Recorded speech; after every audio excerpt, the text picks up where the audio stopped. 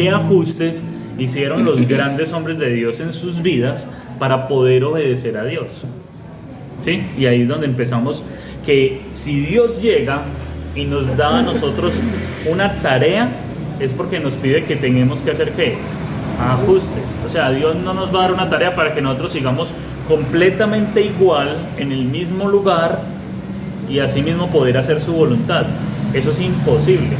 Y ustedes vieron, si los que alcanzaron a ver el material, vieron que hay una frase que dice que Dios no te da una tarea para que te quedes ¿qué? En el mismo lugar. No.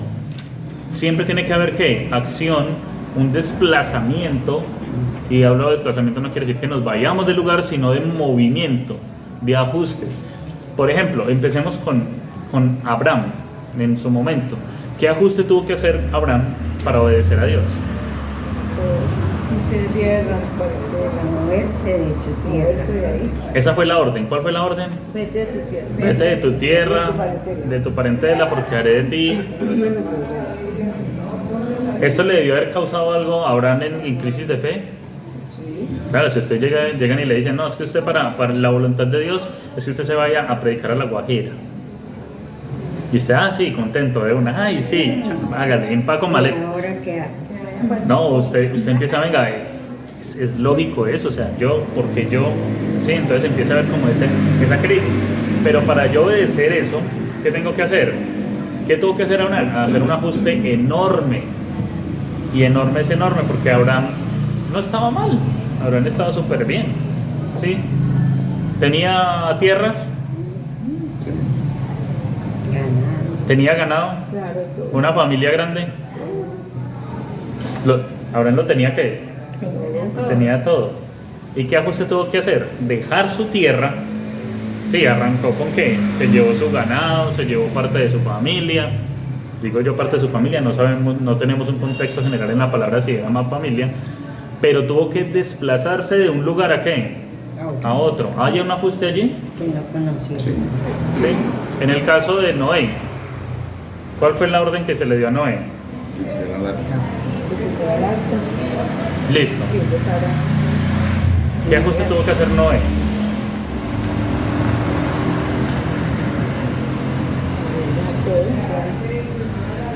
Obedecer y Pero antes de obedecer, ¿qué ajuste tuvo que hacer en su vida?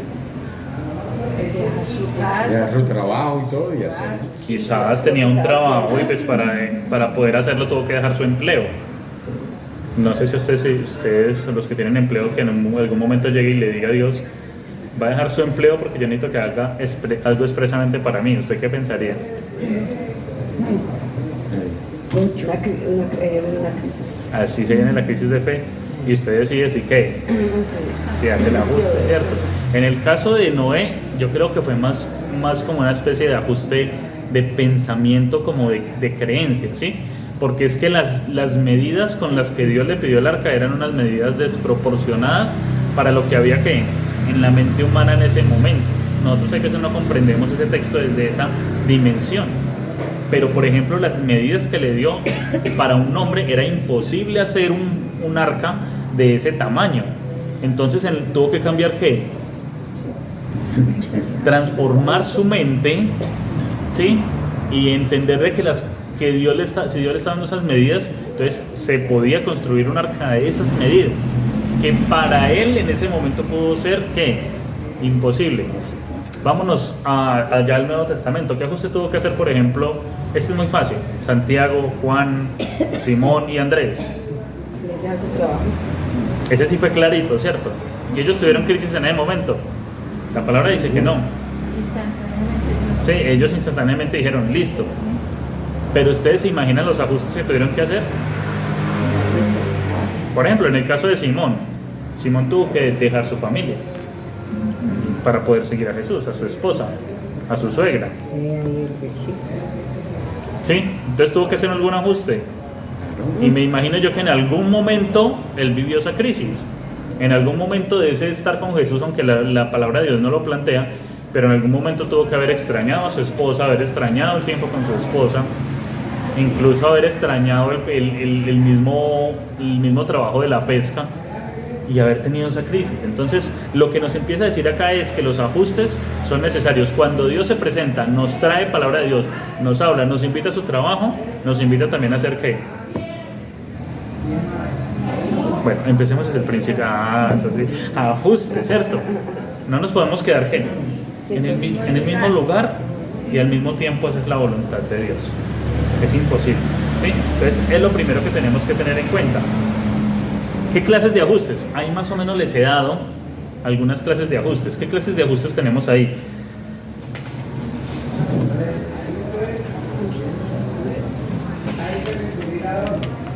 Así, tratemos de ponerle la lógica. Clases de ajustes circunstanciales. Sí, si tengo un trabajo, Dios puede que me ponga a mí a hacer algo que se cruce con mi trabajo. Entonces, ¿ahí qué ajuste tengo que realizar? Un ajuste de circunstancia. ¿Sí? ¿Qué más? De relaciones. De relaciones. ¿Por qué? Que ya cambia todo. Cambia. Porque algunos ajustes de esos que llevan a dejar familiares o dejar relaciones o cosas así. ¿Qué más? La misma cultura. Cultura, sí, porque algunos los llama a vivir en medio de etnias indígenas a tener que vivir una cultura diferente. Sí, cuando usted está acostumbrado inclusive a la comida, a una comida diferente, o tiene que acoplarse ya a la cultura, a la otra cultura, eso hace parte de sus ajustes. ¿Qué más? Familia también. Familia, que tiene que ver con las relaciones. El entorno. Que la gente todo en el trabajo. Sí, ese tendría que ver con lo circunstancial. También la planes. parte económica, digo yo. Económica, sí. Sí, porque por ejemplo uno dice, los misioneros terminan viviendo ¿de qué? De las ofrendas. O sea, ellos generalmente no tienen una parte económica muy estable. Exacto. Entonces económicamente sí. O por ejemplo, si en esa claridad de la voluntad de Dios yo entiendo que debo dejar mi trabajo, pues voy a dejar de recibir esa parte económica. ¿Sí? Hay una que no me han dicho y que quiero que toquen en este momento. Hay una que tiene que ver con algo que es muy importante para comprender lo que vamos a estudiar hoy. Ya hablamos relacionales, que es la familia, económica, que tiene que ver con el dinero, relacional, circunstancial, que tiene que ver con el empleo, pero hay una en específico que no hemos tocado. Obedecer. Ese obedecer viene después de ajuste, ¿sí? Yo hago el ajuste y después de que hago el ajuste estoy ¿qué? Obedeciendo, ¿sí? Planes. Tiene que ver un poquito, y es con esa parte mental. ¿Sí? ¿Sí recuerdan lo que yo les dije? Noé tuvo que cambiar ¿qué? Su mente, o sea, de tener algo lógico a pasar su mente a comprender algo que es ilógico para el hombre, pero que para Dios termina siendo lógico. Muchas veces nosotros tenemos, y esa es la más fuerte que tenemos que hacer ajustes mentales, porque nosotros vamos empezando a tener como una especie de patrón en nuestras mentes que nos llevan a entender que la vida cristiana se vive así. ¿Sí? Entonces, como usted cada 8 días va a la iglesia, entonces su mente en patrón le dice que si usted no va un domingo a la iglesia, ¿usted qué? Entonces usted empieza a decir, no, pues yo cuando pasa eso me siento mal. ¿Qué más le pasa a usted? O sea, mire lo que juega la parte mental en esto. Cuando usted no viene un domingo a la iglesia, ¿qué le pasa en la semana? A mí se me hace la semana larga. Se le hace la semana, pero ¿por qué razón? La semana sigue siendo la misma. Sí, la misma. ¿Por qué razón se hace la semana más larga? Y hace falta ya venir a- Porque estar en acá. mi mente, Eso. sí, en mi forma de pensar, siempre va a estar, hace tantos días no voy a la iglesia, o no fui este domingo y me hace falta las cosas que suceden en la iglesia. Alimento espiritual. Y no tanto el alimento, sino aún lo mecánico que es uno, o sea, venir a este lugar, estar en este lugar, cantar, todo lo que nosotros hacemos se va metiendo que en un patrón de identidad. Cuando Dios nos da una orden y nos saca de ese patrón de identidad, de mentalidad, es donde nosotros tenemos esa crisis y muchas veces no sabemos cómo ajustar esa mentalidad. ¿Sí? ¿A qué me refiero con esto? Por ejemplo, Una de las cosas que más he visto yo en las iglesias que sucede es, por ejemplo, la manera de vestir. ¿Sí? Entonces, yo tengo una manera muy diferente de vestir entre semana, o en mis trabajos, o en lo que sea, y cuando vengo a la iglesia mi manera de vestir, ¿qué? Diferente. Es diferente. La pregunta es, ¿por qué razón es diferente? Porque vamos a Como respeto, como... a la casa de Dios a orar, Era un momento especial.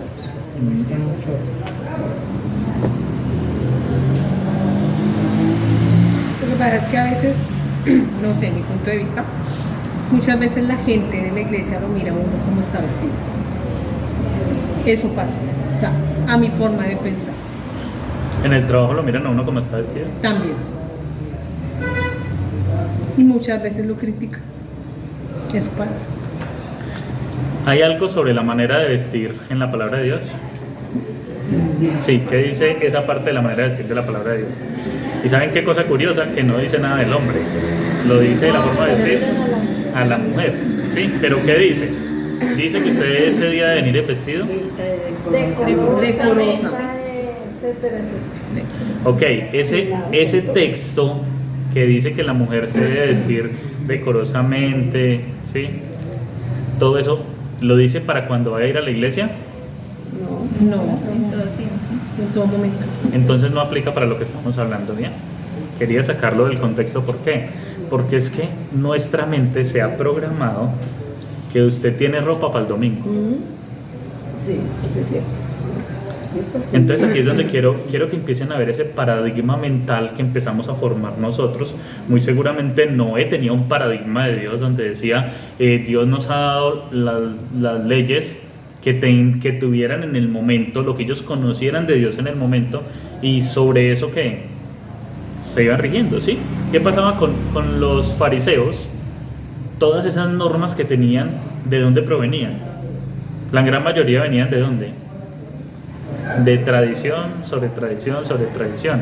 La pregunta mía es, mirándolo desde el punto de vista del ministerio de música, el ministerio de música, las mujeres pues, deberían, o sea, ¿hay algún problema si vienen a cantar en jean? De pronto no, pero la gente la está observando, ¿cierto? Para mí no hay ningún problema. Pero van vestido decorosamente. Depende del jean. Pero muy provocativa. Sí, depende del jean. Sí, Depende eso es porque puede ser. Bueno, que el jean entonces esté bien ajustado, les voy a bien apretado les y voy a que cambiar la salga pregunta. adelante. Les voy a cambiar la pregunta. Sea como sea, tiene que haber Pero muy, pues, muy pero respeto a sí, Dios. Ojo, les voy a cambiar la Y pregunta. los que Y la predicación. Les voy a cambiar la pregunta. Deben discretas, ¿no? Si hay, en el grupo de música los hombres, ¿hay algún problema de que vengan en jean? Es porque las mujeres sí. No pasa eso. Es porque las mujeres sí. ¿No depende del jean? Es que los hombres, no, hay hombres que ya se están apretando. O sea, que ya están usando ropa más Pero apretada, estamos pero no depende. Pero no depende, pero ya en este ¿Por qué en la tiempo- mujer sí depende del jean y el hombre no depende del jean? Ah, porque la mujer es más llamativa.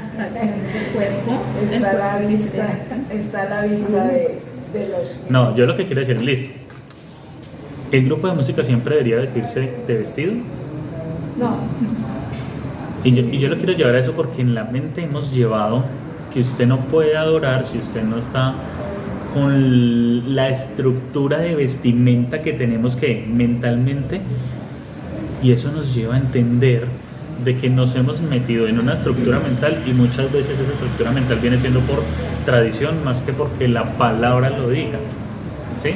A eso me refiero yo cuando Dios toca esa partecita y le dice a usted, hay que hacer esto, y usted mentalmente dice que es algo que no tiene que ver nada con Dios, pero es Dios el que está diciendo que lo haga, ¿sí? Y esto se vio mucho con Jesús y el sábado o el sabbat, ¿sí? Que Jesús le dijo a los fariseos que es más lícito que una persona sea sanada en sabbat o no hacer nada en sabbat. ¿Cuál era la mentalidad de ellos? O sea, No pueden nada. hacer absolutamente Que nada. nada, no podía suceder absolutamente nada, ni siquiera algo tan bueno como una sanidad. ¿Eso tiene lógica? ¿Sí ven? En nosotros no, en ellos allá era una aberración, para ellos mentalmente. Pero Dios empezó a abrir esa mentalidad y a cambiar eso. Entonces en esos ajustes, no solamente circunstanciales, de empleo, relacionales con la familia, económicamente, en algún momento vamos a tener que ajustes también que en nuestro pensamiento. ¿Sí? Y por eso la palabra de Dios tiene ahí un versículo que dice que sea que renovado, ¿sí? Tu mente. ¿Sí? ¿Por medio de qué? De vuestro entendimiento.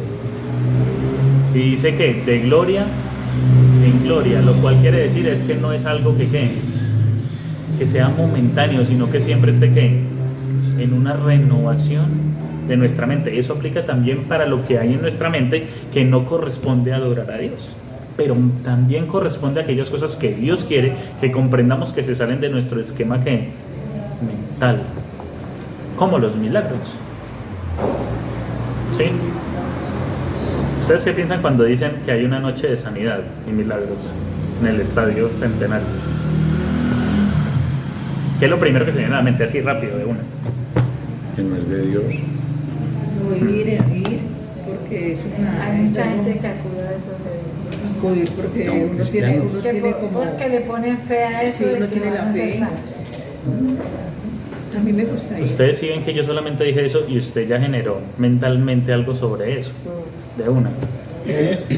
Y la pregunta es, desde su posición mental que ya conoce, ¿Dios puede hacer milagros esa noche? Sí. Dios puede hacer lo que quiere que pueda hacer. Que no sea el método desde nuestro punto de vista es otra cosa. Sí, porque yo no creo que se pueda encasillar a Dios a un lugar y a una noche para que él haga milagros. Ahí se lleva la gloria, o supuestamente que está ahí. Exacto. O sea, de Jesús Miranda. ¿Qué? No, el que sea.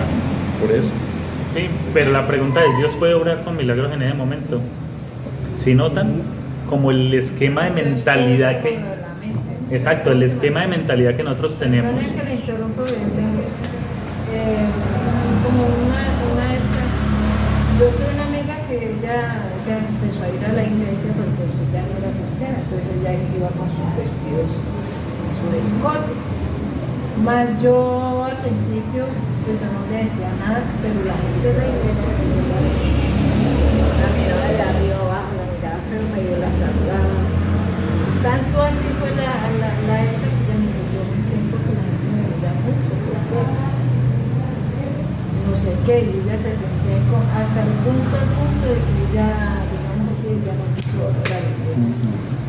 Entonces ahí es donde a veces uno también como cristiano falla, porque uno dice, la palabra del Señor le pone a la persona cuando llega a conocer, le pone que ya vestir así o de que mejora su vestimenta, pero eso también puede ser una pieza, una piedra en el calzado para una es un persona ejemplo muy nueva que está llegando. Por ello, cuando es un ejemplo muy válido de lo que estamos hablando. Mire que, y eso lo hace ¿por qué? Por nuestra qué. Porque a veces lo que Nuestra hacemos mentalidad. es ahuyentar a la gente en vez de atenderle la necesidad. Entonces, pasa eso. Por ejemplo, tocando ese tema, si a la iglesia empezara a llegar personas homosexuales, ¿cuál sería la actitud de la iglesia? Y por ejemplo, una vez escuché en una predicación, creo que fue Dante Gebel, si no estoy mal, que a él le preguntaron que la iglesia cómo veía esa parte le estaban hablando del aborto, creo, y cómo veía la parte del aborto.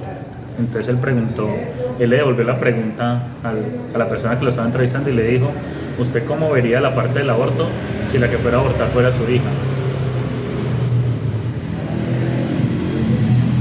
Entonces claro, o sea, muchas veces se piensa que la reacción de la iglesia debe ser una, pero no se toma desde la posición de Dios, ¿sí? Dios cómo te ha visto a ti como hijo, Dios cómo te ha tratado como hijo. Si llegaran homosexuales a nuestra iglesia, ¿cuál sería nuestra actitud?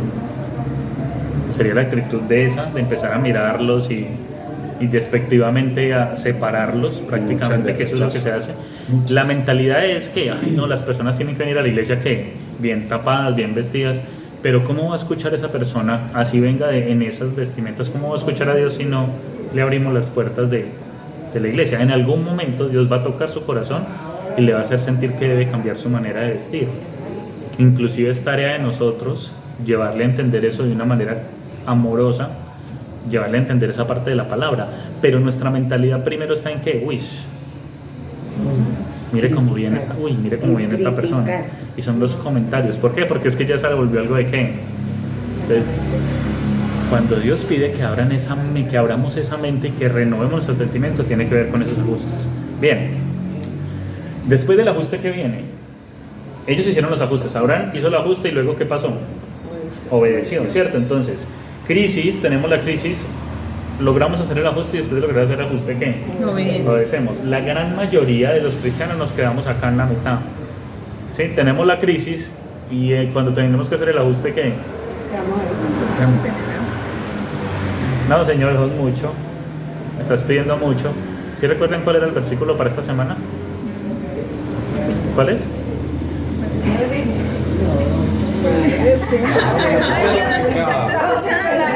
No tienen que decirlo puntualmente. O sea, ustedes tienen claro cuál es. ¿Qué? Así pues cualquiera de no los renuncia ¿A qué? a todo lo que posee. ¿A todo lo que qué? posee. ¿Qué pasa con esa persona? No puede ser ¿Qué? No puede ser Es decir, que los que no hacemos los ajustes para obedecer, ¿qué no somos? No somos La palabra es clara, o sea, la palabra no es a media, la palabra no es parcial. No, es que esto no se puede. Y por No es eso, negociable. por eso muchas personas andan de iglesia en iglesia. Porque entonces aquí yo no voy a obedecer porque no me siento como ya Dios me vale, pero no. Entonces me va a traer que veo, que me gusta, que se ajusta a lo que yo estoy viviendo. El cristianismo se ha vuelto un cristianismo sin costo. Un cristianismo sin costo, así se ha vuelto en general en muchas iglesias. ¿Cómo así que un cristianismo sin costo? Entre menos me cueste, más cristiano soy. ¿Sí notan? Pero resulta que un cristiano, para llamarse cristiano, tiene que ¿qué? ¿Qué dice el discípulo? ¿Entregar qué? Todo. Todo lo que ¿qué? Que posee. Piensa en su mayor posesión, en lo que usted más, sea material, sea familiar, que usted diga, lo que usted mayormente ama. Y la pregunta es, ¿lo has entregado a Dios? ¿Eso que tanto amas? La familia, los hijos, Y ojo que cuando yo digo la familia, quiere decir que yo a mi hijo lo he entregado a Dios, o sea que no es mío, sino de Dios. Sí, y si Dios lo manda a la Guajira o lo manda a la etnia, pues no voy a ponerle problema a Dios. O por ejemplo, si es la casa, no voy a tener problema en venderla y darla a los pobres. Que no es lo que les estoy pidiendo, ¿no? Van a hacer eso aquí cuando salgan y después están, es que no, necesito un testigo y todo. Hablando ahora de la vestimenta, yo no soy capaz de venir en chores. ¿Qué ocurrió con nosotros allá En España, fuimos con chores a la ¿Fuimos con iglesia. chores a la iglesia? Todos van con chores. Pero por el calor. ¿Y las mujeres cómo van? Bien. Y unas van con chores también. La pregunta es, ¿por qué razón no vienen con chores? No, pues y allá que también en la casa. De la cultura, por la cultura. Sí, la cultura. Es que muchas veces, vea, es que cuando nosotros nos encerramos solamente en la parte que superficial, pero no venimos preparados con el corazón a recibir y dar, no importa si venimos en chores, es que eso es lo que nosotros mentalmente no tenemos en cuenta. ¿Sí? Que nosotros nos preparamos muy bien los domingos para venir, nos ponemos los pantalones elegantes, ¿sí? En cierta ocasión yo no me ponía unos tenis un domingo, ¿sí? Ahorita no me pongo unos zapatos elegantes un domingo. Ni una sudadera siquiera. Costumbre. Sí. Para la presentación. Pero nos encerramos solamente en ¿qué? En lo superficial, que era lo mismo que hacían los fariseos. O sea, no estamos cambiando mucho a lo que hacían los fariseos. Pero ¿cuántas veces nosotros preparamos nuestro corazón, lo que vamos a vivir para estar acá un domingo. Y algo de lo que tú dices me hace acordar a una amiga que se fue por allá a otro país, a una iglesia, y me dice, la alabanza era mero merengue y yo no sé qué, y ella mismo se asustó y dijo, pero esa es la cultura cristiana de allá, o sea, la música, todo, entonces cambia. Bueno, No sé. yo en España viví la experiencia y se lo dije a mi hermana. O sea, los cultos acá en España son conciertos, porque fueron como 10 canciones y 20 minutos de predicación. Entonces, no, o sea, es lo que yo le decía, acostumbrado a otra cosa. Obviamente yo veo que cantan y yo soy unas cosas que no me gusta sentarme en la música, pero hay acá y me siento 8 canciones. Entonces yo le decía, se parece cuando nosotros estábamos en la iglesia antes que cantábamos 8 canciones que teníamos que vivirlas en 2 periodos para que la gente no se cansara. O sea, y donde ya, o sea, a mí a ellos les falta centrar más en la palabra de Dios. Que es 1 hora la alabanza y luego 40 minutos la prueba. No, ya son 20, máximo O 25. una hora uno y una hora el otro. Y también hay que un altar para postrarse la gente. Y las canciones son Bonito que es, tan bonito Bueno, no se me salgan del tema. igualitas las de acá, Venga, que es que igualitas, vea. pero le cambian letras. Me quedan 2 minutos y voy en la mitad. ¿Sí? Bueno, entonces se alargó. Entonces me toca cerrar de la siguiente manera. Continuamos. Vamos a cerrar de la siguiente manera. Resulta que cuando uno decide obedecer a Dios, eso tiene un precio, ¿sí? ¿Sí? ¿Qué precio pagaron los hombres de Dios? Pablo pagó el ser perseguido, ¿sí? Después de ser persecutor y después de tener toda la plata que podía tener un judío en ese tiempo, porque Pablo era de muy buen poder económico, pasó a qué? A no tener nada y a empezar a sufrir ¿qué? Cárceles, persecución. ¿Tuvo que pagar qué? El precio. ¿Quién más tuvo que pagar el precio? Otro. Esteban, ser el mártir, sí, del Antiguo Testamento. ¿Quién tuvo que pagar el precio? Pedro. No, Pedro es del Nuevo Testamento, del Antiguo. Judas No, Judas es del Nuevo. se mató. No, pues Judas no pagó nada. Pues todos los Moisés, que ¿cómo pagó el Abraham, precio? Abraham. No pudo entrar a la tierra. ¿Cómo? No pudo entrar a la Por todo lo que hizo él, o sea. Pero lo ojo, Dios ojo hizo que a ese través precio es de él. diferente. Yo estoy hablando del precio de obedecer. Ah, bueno, dejar las comodidades que tenía cuando él crió como, se crió como hijo. O sea, Moisés tenía todas las comodidades que no tenía un judío. Exacto. ¿Y qué? Las dejó para andar por el desierto. Lo es. Él era un hombre justo. 40 años. Entonces, primero, si nosotros obedecemos, tenemos que tener en cuenta que nos va a que nos tiene que costar. O sea, eso no es así suavecito, gratisito. No. No solo a mí, sino que va a costar también ¿quién? A los que están a mi alrededor. Si yo soy llamado a ser misionero, ¿quién va a sufrir también? La familia. La familia. Cuando Jesús fue crucificado, ¿quién sufrió también esa crucifixión? La madre. La mamá que Sí, el estaba ahí. sufrimiento de verle en agonía.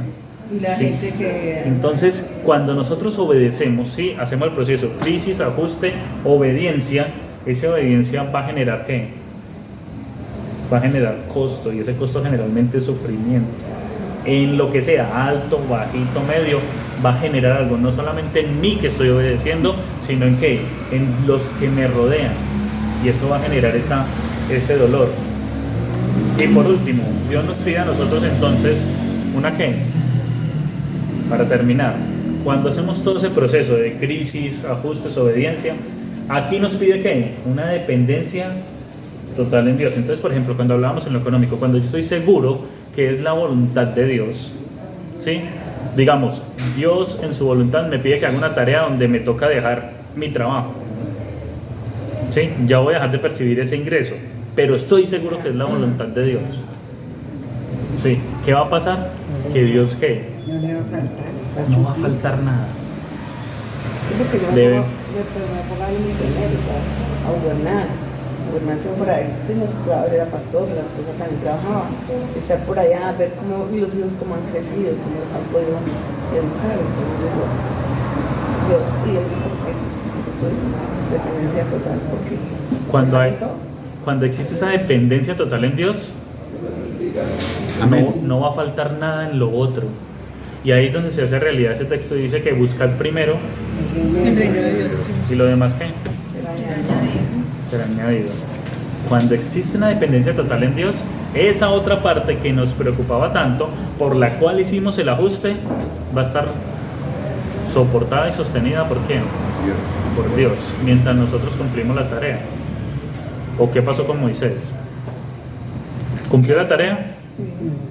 ¿Fue soportado por Dios? Sí. Levantó la vara y se abrió el mar en dos.